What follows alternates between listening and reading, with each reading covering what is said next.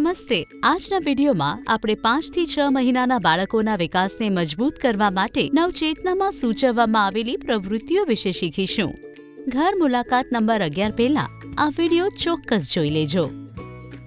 ગૃહ મુલાકાત દરમિયાન સૌપ્રથમ માતા-પિતાને 5 થી 6 મહિનાના બાળકના વિકાસ માટે યોગ્ય એવા આગામી સીમાચિહ્નો વિશે સમજાવો. ત્યારબાદ વિડીયોમાં આપેલી સરળ રમતો બાળક સાથે રમીને તેમને બતાવો.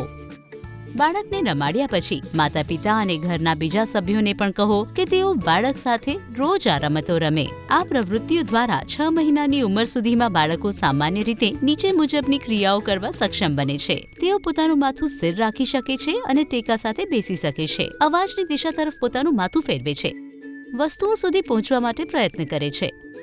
મોટેથી હસે છે અને આ, ઈ, ઉ જેવા અવાજો કાઢે છે અને અરીસામાં પોતાને જોઈને સ્મિત કરે છે. દરરોજ પ્રેમપૂર્વક બાળક સાથે આ સરળ પ્રવૃત્તિઓ કરવાથી સંભાળ રાખનારાઓ બાળકને વિકાસના આ સીમા ચિહ્નો સુધી પહોંચવામાં મદદ કરી શકે છે. નવચેતના મુજબ બાળકના જીવનના 5મા મહિનામાં કરવાની પ્રવૃત્તિઓમાં આનો સમાવેશ થાય છે. કપડાં પહેરવાની મજા, સાથે ફરવા જવું, હાથ અને પગની આંગળીઓ પકડવી. બાળકના જીવનના 6થા મહિનામાં કરવાની પ્રવૃત્તિઓમાં નીચે મુજબ સમાવેશ થાય છે. બાળક સાથે પ્રેમાળ શબ્દો બોલવા, સાથે મળીને ગીત ગાવું, કાલના ફુગ્ગા, હિંચકા ખાવાનો સમય. ચાલો જોઈએ કે આ પિતા કેવી રીતે પગની આંગળીઓમાં ગલીપચી કરવાની પ્રવૃત્તિ દ્વારા રમતમાં તેના બાળકની જોવાની અને સાંભળવાની ક્ષમતાઓને મજબૂત બનાવી રહ્યા છે.